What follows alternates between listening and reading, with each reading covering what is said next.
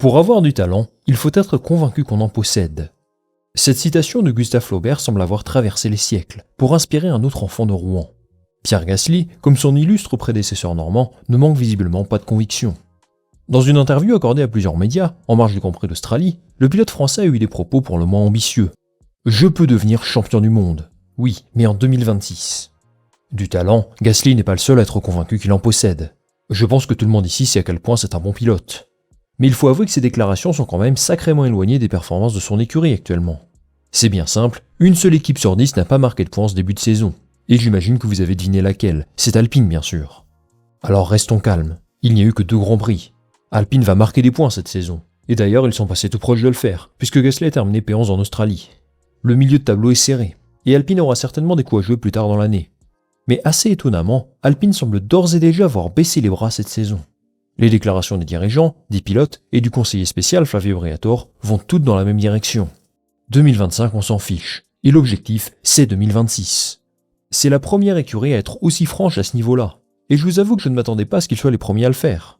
Après tout, il y a Sauber qui est en grande difficulté, et qui vise clairement un rebond en 2026 plutôt que de performer en 2025. Williams parlait de sacrifier cette année aussi, et pourtant ils sont au rendez-vous. On a l'impression que dans le lot, Alpine est l'équipe qui a déjà rangé les armes pour cette année, et c'est plutôt décevant.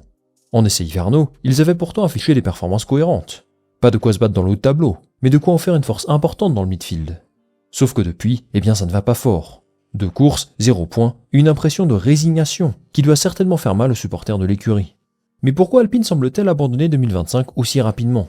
Cette saison sera-t-elle si mauvaise que ça pour eux, et ont-ils raison de miser sur 2026? On va analyser tout ça tranquillement.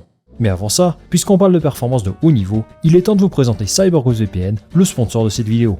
Et oui, CyberGhost c'est 38 millions d'utilisateurs dans le monde, dont vous bientôt peut-être. Et c'est juste le meilleur VPN sur le marché.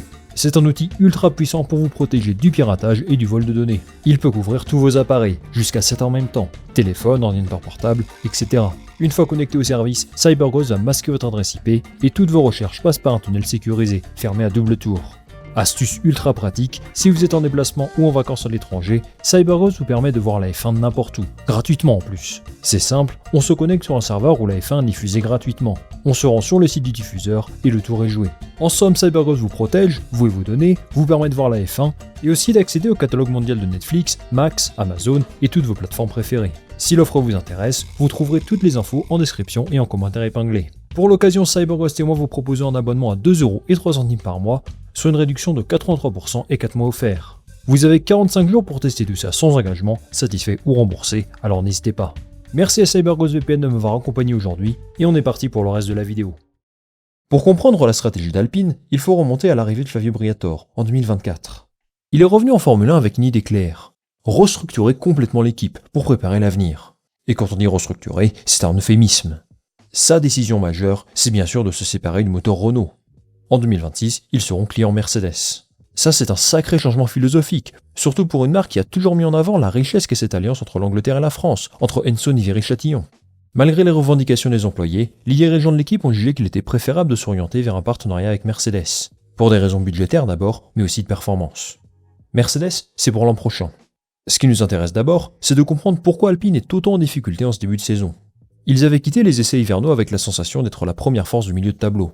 Et les résultats en Chine et en Australie ne sont clairement pas à la hauteur. Alors en premier lieu, les caractéristiques de ces circuits ne correspondaient pas forcément aux forces de l'Alpine. C'est en tout cas ce qu'on veut croire du côté de la direction technique de l'écurie.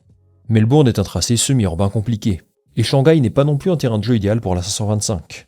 L'équipe espère qu'un circuit plus traditionnel, comme Suzuka, va leur permettre de briller davantage. Mais en toute honnêteté, je pense qu'il y a des problèmes bien plus profonds. La première explication concrète, c'est la modification sur la flexibilité des ailerons arrière, imposée par la FIA juste avant le Grand Prix de Chine. Pour résumer, la FIA pense que certains exploitaient encore trop la flexibilité de leurs ailerons arrière, et que ça pouvait leur donner ce fameux avantage de mini DRS, qui a beaucoup fait parler du côté de McLaren surtout l'an dernier. Mais McLaren n'était pas la seule équipe concernée. La FIA a en fait ciblé 4 équipes. McLaren donc, Ferrari, Alpine et Haas. Et Alpine a été la première équipe à avouer que cet ajustement dans le règlement allait avoir un impact sur leur performance.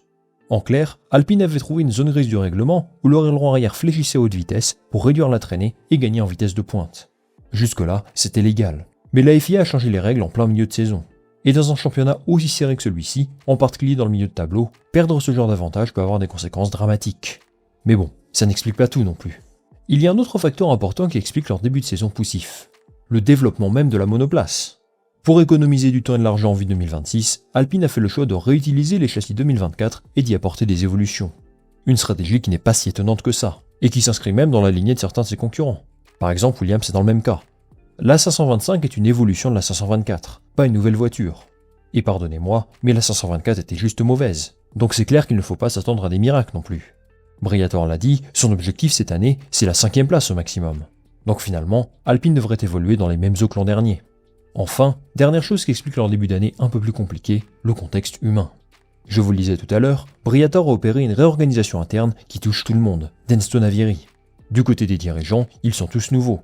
Oliver Hooks, le team principal, est en place depuis peu finalement. Et c'est la même chose pour le directeur technique, David Sanchez. Il faut du temps pour qu'une certaine harmonie se crée dans cette équipe, et que les processus de développement suivent leur cours. Surtout, je ne peux pas croire que la situation à Viry-Châtillon n'impacte pas les employés. Certains ont même fait grève, et beaucoup sont amenés à changer de poste. C'est vraiment difficile d'imaginer l'impact que ça peut avoir sur le moral, pas seulement à Viry, mais aussi sur leurs collègues à Enstone. Tout le monde est ultra professionnel, évidemment, mais ça a forcément des conséquences sur les relations entre Viry et Enstone.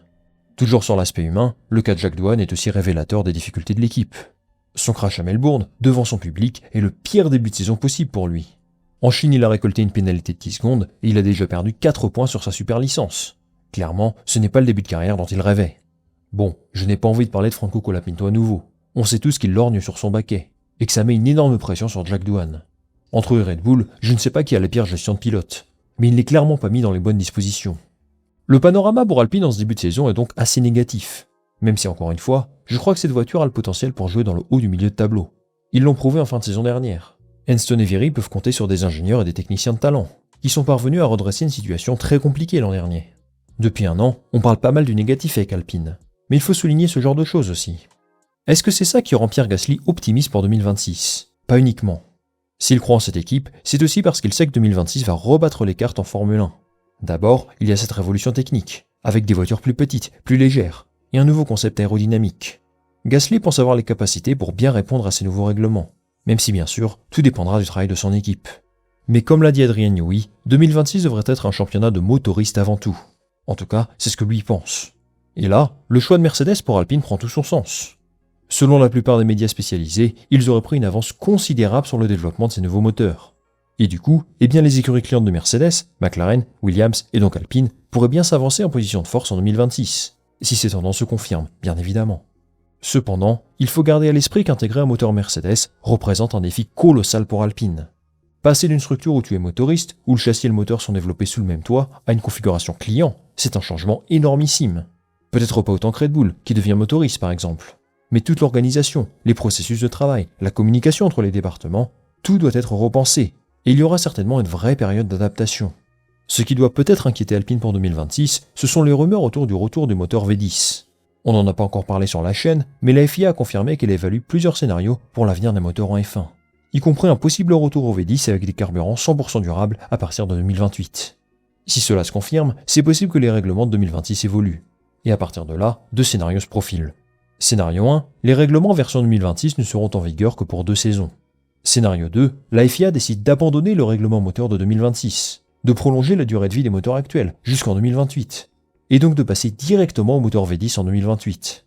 Ce deuxième scénario serait le pire possible pour Alpine. Ils vont fermer leur département moteur à Viry, donc difficile de revenir en arrière à présent. Quant à Mercedes, Toto Wolff nous a clairement fait comprendre qu'il serait impossible pour eux de revenir au moteur actuel si jamais les règles changeaient. Il estime que son équipe n'a plus les ressources pour développer ses moteurs à nouveau. Et plus inquiétant encore, qu'il ne pourrait pas fabriquer de groupe moteur pour ses clients, seulement pour sa propre équipe. En vrai, je pense que Toto exagère un peu, pour que le règlement aille dans son sens. Mais vous avouerez que ce n'est pas une situation très plaisante si vous êtes client Mercedes. On comprend donc qu'Alpine a des raisons de croire en un rebond positif en 2026, mais qu'il reste beaucoup d'obstacles sur leur route. D'abord, il y a ce changement fondamental de philosophie, en devenant client Mercedes. Ensuite, il y a cette restructuration interne massive. Presque tous les postes clés ont changé. Ça prend du temps pour qu'une équipe trouve son rythme, développe ses propres méthodes de travail. Et 2025 doit être cette année d'apprentissage pour être efficace en 2026. Mais tout miser sur 2026, c'est super risqué. Le présent construit l'avenir. Et une équipe qui enchaîne les contre-performances pendant des mois, ça finit par impacter tout le reste. Cela dit, il n'y a pas encore de raison de paniquer. Le milieu de tableau est extrêmement serré cette année. Entre Racing Bulls, Haas, Williams et même Sauber qui a déjà battu son total de points de l'an dernier, il suffit d'un bon week-end pour remonter au classement. Et rappelons-nous comment ils ont terminé la saison 2024, avec bien sûr ce double podium au Brésil et ses performances solides sur les derniers Grands Prix. Ils auront forcément des opportunités pour marquer des points, et j'espère sincèrement les voir se mêler à la bataille pour la 5e place du championnat constructeur, comme l'a mentionné Briatore. Mais pour ça, il va falloir se ressaisir dès ce week-end au Japon, parce que mine de rien, leurs concurrents directs ont déjà commencé à engranger beaucoup de points. Et cette année, encore plus qu'avant, chaque point compte, je ne vous apprends rien. Comme le disait Gustave Flaubert, l'avenir nous tourmente, le passé nous retient, et c'est pour ça que le présent nous échappe. Une citation qui met parfaitement en lumière les problèmes d'Alpine dernièrement. Tellement marqués par les échecs du passé qu'ils se focalisent sur l'avenir, en oubliant parfois le présent. Merci les amis d'avoir suivi cette vidéo jusqu'au bout, j'espère que celle-ci vous a plu. Je remercie une nouvelle fois CyberGhostVPN de m'avoir accompagné aujourd'hui. N'oubliez pas qu'il vous propose un super abonnement à 2,03€ par mois si vous choisissez l'abonnement de 2 ans, soit une réduction de 83% et 4 mois offerts. Avant de se quitter, bien sûr, pensez à liker cette vidéo, à la partager autour de vous et surtout à vous abonner, ça m'aide beaucoup pour le référencement et la visibilité. Pensez à me dire en commentaire ce que vous pensez de la situation d'Alpine en ce moment, si vous pensez qu'ils vont finir par bien faire en 2025, ou alors qu'ils vont vraiment abandonner cet exercice pour 2026, moi je lirai ça attentivement. Merci à vous encore une fois les amis, et on va se retrouver très vite pour une nouvelle vidéo. Salut, à la prochaine.